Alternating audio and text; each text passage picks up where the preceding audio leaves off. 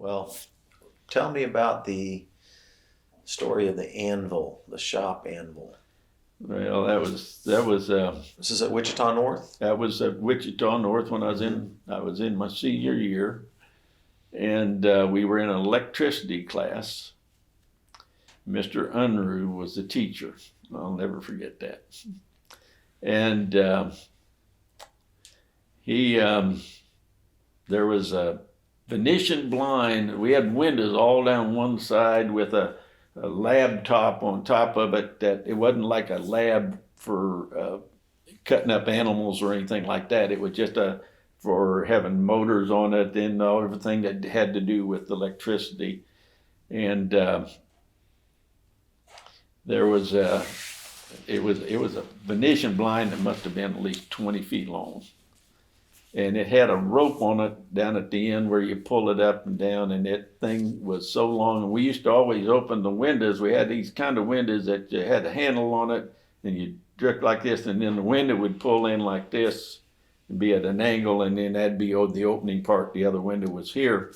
And we ended up, there was an anvil sitting down there. I don't know, about 10-pound anvil or something like that. And we used to throw that rope out that window, and we always wondered, there were several of us involved in this, but we would throw that rope out, and we always thought that we were on the second floor, and we thought that surely would go down to the bottom floor down to the ground. And one day we were all sitting down there and everything else, and they said, well, what do you think? And I said, well, I'm betting it does. And so I just tied the line on there and Tied the line on where? the cord to the Venetian blind onto the anvil, and I took it It's up. one of these heavy shop anvil things. Well, it was about a 10-pound anvil where you got pointed end on one end and the blunt end on the other end, and we tied that line on there and we threw it out the window, and it didn't make it all the way. Well, it made it to the ground, but it tore the blind all up. It just ripped that thing, and slats flew everywhere and everything. And Mr. Unruh just about fell apart. And he was screaming and hollering, and the bell went off to go out of class to the next class. And so we all jumped up, and he said, "Everybody sit down." And he wouldn't let the next class that was waiting outside to come in. And so somebody ran down and told the vice principal, Mr. Hamilton, who his son was an all-state football player, as my brother was as being a tight end.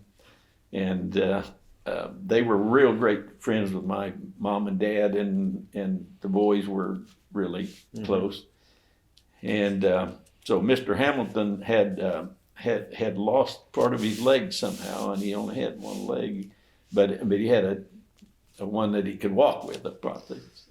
And he came up in that class, and he found out he looked everything. Mr. Unruh showed him everything, and so he just started at the first desk over by the front door, and he just went down, and he said, "Did you do that? And then did you do that?" And then he went right down the row, and there was probably about 30 of us in there. And I was the second chair on the last row over by the windows. That's how come I was the closest one to throw that thing out. And he got down there and he looked at me and he said, "Richard, and he just pointed at me like that, and he said, "Come with me." And he took me to his office, and I told him what we did, and so it ended up that I got 40 hours of detention, which that meant you stayed 1 hour after school each day for 40 days. And I was on the basketball team. And so the basketball coach wasn't real happy about that either. So I guess not. So and I bet your dad wasn't too happy either. Oh, man, I don't even want to go into that end of it. I was in trouble from the word go. I mean, my mom was upset. And my dad called Mr. Hamilton, talked to him, and everything. So these are the stories you didn't tell me when I was young. No, I did not tell you any of those when I was young. So, it was just, we did things like that. And